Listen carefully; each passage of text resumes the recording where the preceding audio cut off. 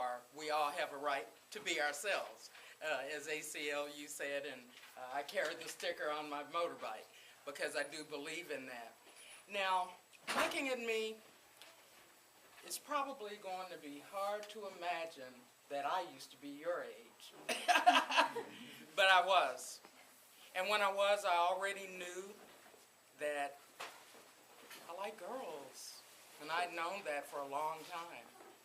Before I knew what sex was, before I knew what love was, I knew that there was something special about girls to me. And so I carried that and still deal with that every day.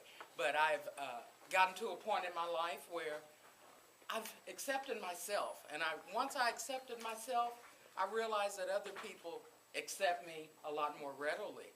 And so I want to share my teenage experience with you through something I wrote.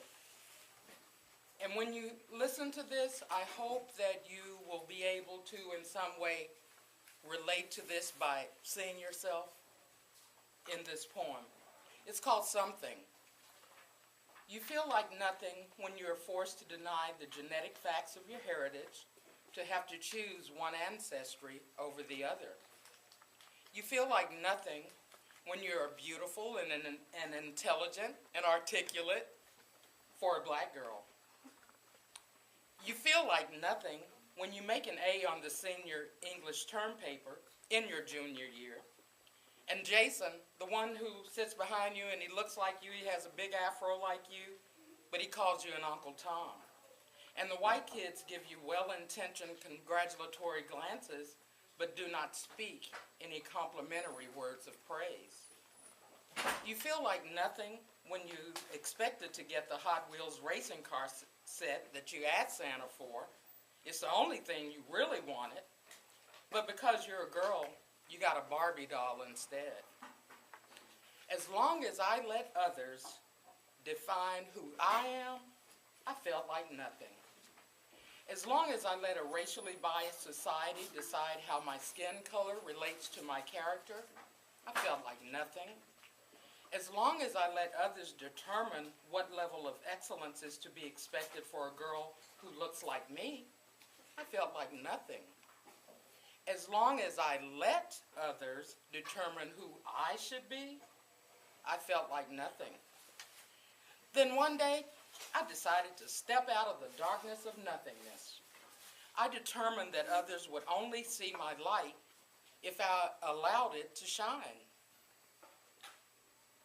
I decided to not let the ignorance of others be a source of personal shame. I decided to be who I am. I decided to let me be me. I decided to let me be something. When you heard those words,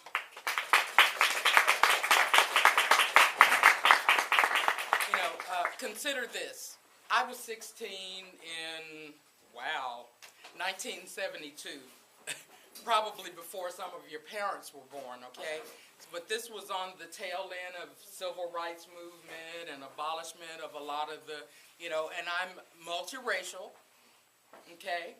And so this was my reality when I was growing up, too smart, too pretty, too everything for a black girl, which I never understood, because I didn't learn about racism until I went to school. So maybe yours isn't on a racial level, maybe it's your religion, maybe it's just you're a free thinker where other people follow the crowd.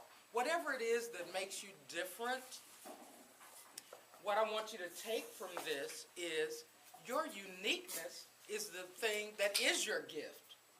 The differences in you color how you experience life and therefore make you special. Now, you guys are old enough, I'm sure that you've been picked on about something that's different about you. Everybody in this room, without a doubt, you have been, no matter what it is. Even if it's something good, like being smart. You're smart, you're a nerd. And if you let people feed that into your mind, you'll go around thinking there's something wrong with me because I'm special. But I'm telling you today, there is something right with you because you're special. And so I want to encourage you. The differences in you, to let people see that, because it's that difference that gives you your special light to the world. And just like we admire a lot of people that are celebrities, why do we admire these people? Because it's something about them, even sometimes it's bad behavior. I won't call any names because then I'll be judgmental, okay? But sometimes it's even bad behavior. We're like in awe of these people. And why? Because they're putting it out there, whatever it is. People like that. It encourages other people to be themselves. But your light is inside of you. It's not what you look like. People will react to you and respond to you in certain ways because of how you look, but the unique gift that you have to give the world and to help us understand what it is, this thing being human and this thing called life, it's that stuff inside of you.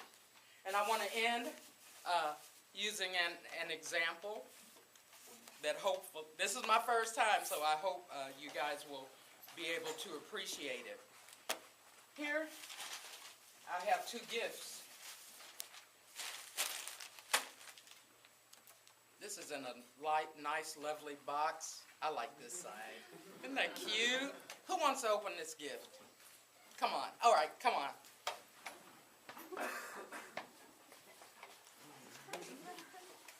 That's a lovely gift. Let's see what's inside of it. Wow. Whatever it is, you get to keep it. Fine jewelry. Fine jewelry. Candy. So I think we got it. You know, that's a beautiful package, and it gave promises of something really valuable in there. And what was it? Candy. And we love candy, but that box was kind of misleading, wasn't it? Who wants to open this gift? Ah, see, we got a taker. I got candy. Now this gift is in a brown paper bag that looks like it's been in the trash and back out again. Let's see what's in that package.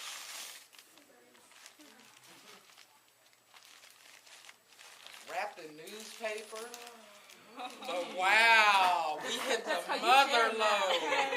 And that might be how you are. Sometimes what looks pretty on the outside leaves you kind of, well, that was nice, but I expected more. And what looks kind of crumply and bent up and in the trash and back out, that's the good gift. The good stuff is inside. You can't go by the outside. I want to thank you for listening. I hope you got something out of my poem today. I appreciate you.